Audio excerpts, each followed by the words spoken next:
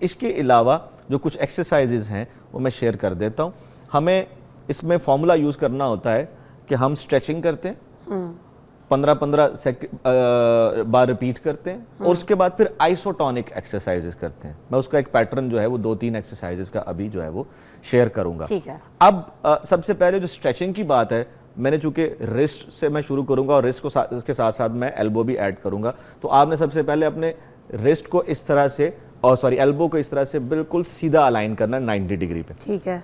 90 degree पर line करना है, इसी तरह से जैसे कोई यू आर स्टॉपिंग समबडी, अब किसी को जैसे रोक रहे हैं किसी चीज से। ठीक है। एल्बो का सीधा होना इस एक्सरसाइज में सबसे अहम है। अगर एल्बो यूं बेंड हो गई तो फिर हमें रिजल्ट्स नहीं मिलेंगे। Elbow should B exactly extended, बिल्कुल एक्सटेंडेड सीधा चाहिए। इसके बाद आप अपनी कलाई को थोड़ा इस तरह से बेंड कर लेते हैं और फिर आप स्ट्रेच देना शुरू करते हैं। आप अपनी उंगलियों से, दूसरे हाथ की उंगली से आप अपनी इस हाथ की फिंगर्स को प्रेस करना शुरू करेंगे तो आपके जितना ये फ्लेक्सर कंपार्टमेंट है इसके ऊपर, जिसमें साथ साथ यहाँ पर कार्पल टनल मौजूद है, ये कार्पल टनल ओपन अप होना शुरू हो जाता है। कार्पल टनल के अंदर स्पेस बनना शुरू हो जाती है। एल्बो को बिल्कुल सीधा रखना है, ठीक है जी, and just push it to the level के आपको स्ट्रेच फील हो। आपको यहाँ पर भी स्ट्रेच फील होना चाहिए, यहाँ पर भी होना चाहिए, इस जगह पर स्पेसिफिकली, एग्जैक्टली यहाँ पर आपको स्ट्रेच फील होना चाहिए।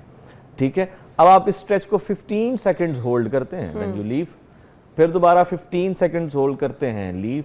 10 से 15 बार आप इसको रिपीट करते हैं, देन यू लीव। ठीक।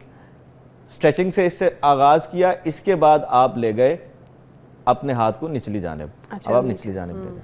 अब जैसे निचली जानिब लेके जाएंगे, अब फिर यहाँ से दूसरे हाथ की उंगलियों से आप इस जगह पुश करेंगे। Exactly, will push inside towards your body.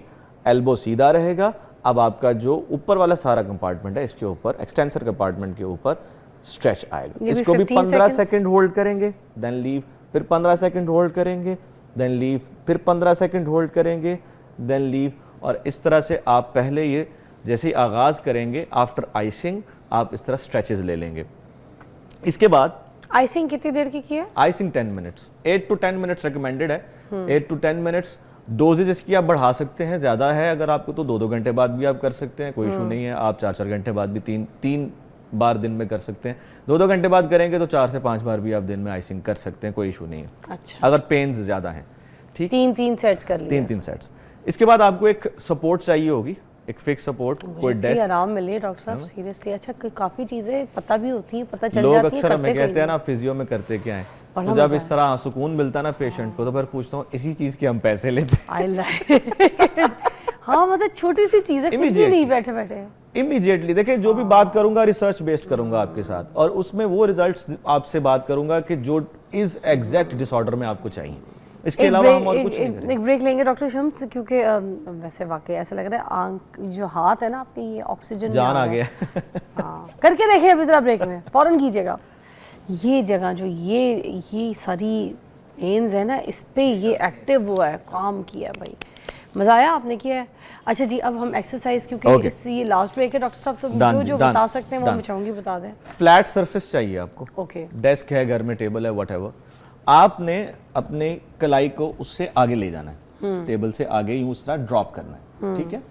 अब इसके बाद आप एक हैवी वेट जो है 1 किलो का, कुछ भी हो सकता है, मैं समटाइम घर में कुछ भी ना हो कहता हूँ आप 1 लीटर बॉटल ले लें, वो भी पकड़ सकते हैं पानी की। हाँ, पानी की बॉटल जो है ना, एक लीटर उसमें पानी डाल लें, तो वो आपका 1 लीटर 1 किलो के करीब तकरीबन वेट आ जाता है। ठीक है। ठीक है।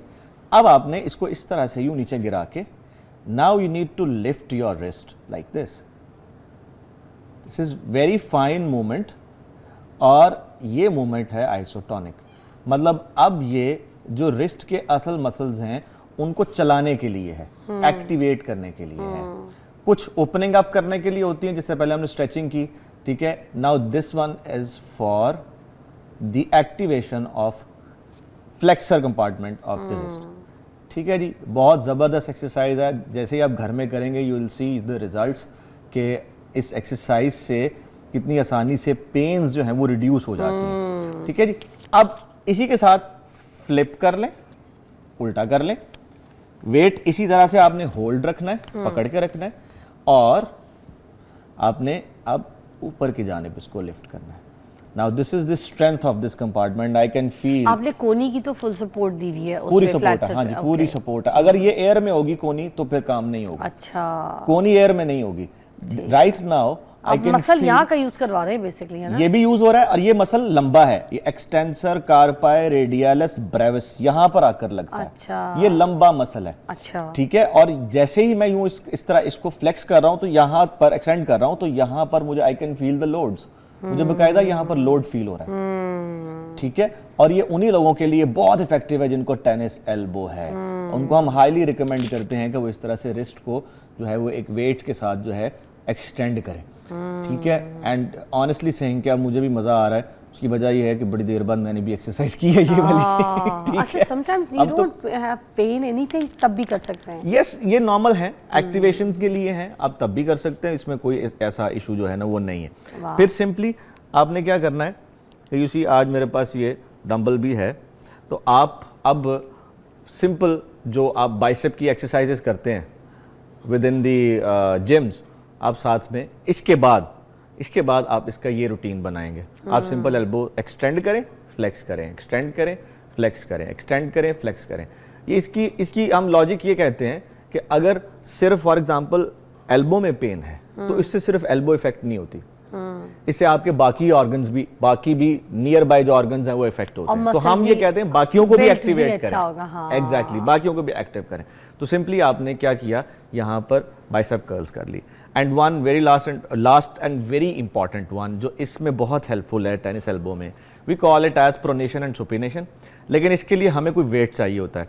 घरों में हैमर होता है, हथौड़ी, हम उस हथौड़ी को भी इस्तेमाल कर सकते हैं। हथौड़ी को पकड़ें उसके हैंडल से यूं, ठीक है, लेकिन पकड़ना किनारे से है।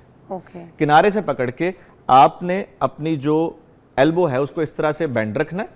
अब यहाँ पे देखें मैंने सीधा नहीं किया हुआ, एल्बो ये मेरा बेंड है, ठीक है, मेरा कंधा सीधा है लेकिन एल्बो बेंड है। अब गौर कीजिएगा क्या करना है, आपने इसका ये जो वेट है यहाँ पर, इस वेट को हमने इस्तेमाल करना है और यूं ड्रॉप करना है like this and then back to the neutral. अच्छा, फिर दूसरी तरफ like this and then back to the neutral. आपके पास वेट कम है, इसमें वेट नहीं है। बेसिकली आप इसको एक्टिवेट कर रहे हैं, एक्सटेंसर टेंडन को एक्टिवेट कर रहा हूं, ठीक है, इसकी एक्टिवेशन की एक्सरसाइज है। सही है। अब जैसे ही ये वेट यहां पर नीचे की तरफ जाएगा तो पूरा लोड देगा मुझे यहां, और दे रहा है, ठीक है।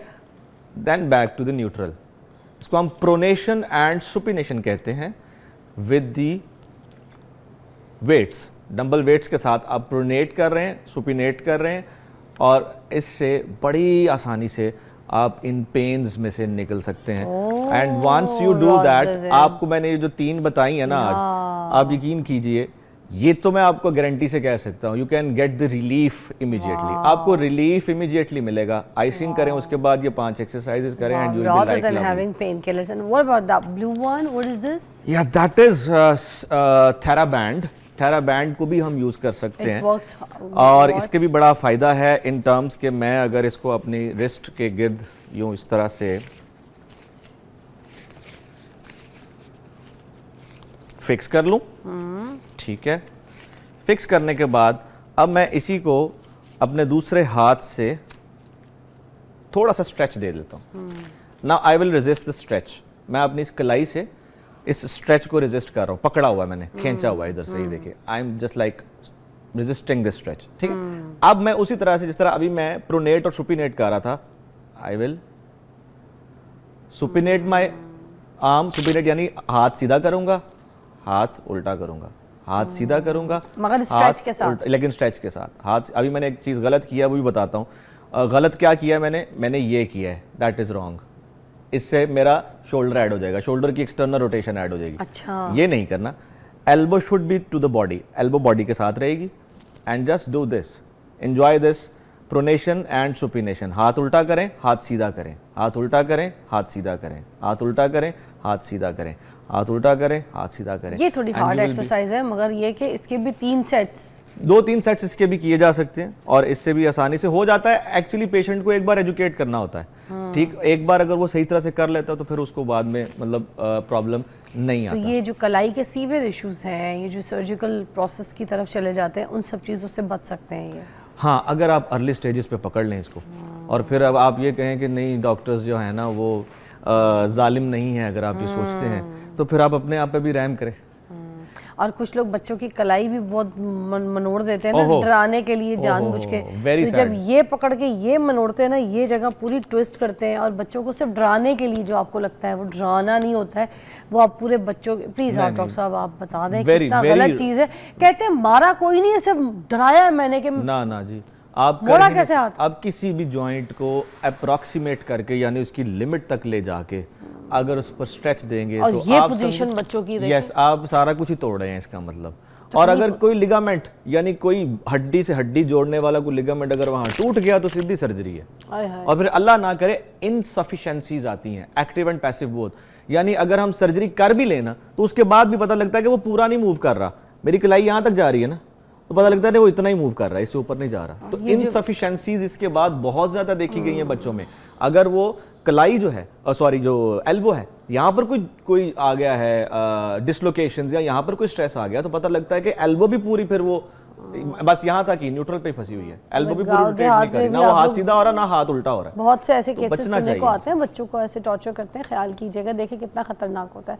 Thank you so much doctor Shams, अभी बहुत अच्छी एक्सरसाइजेस चीज़ें बताइए, आम भी आप कर सकते हैं अगर आपको कोई इशू नहीं है, अगर है तो ख़ास तौर पे कीजिए। एक ब्रेक के बाद मिलते हैं।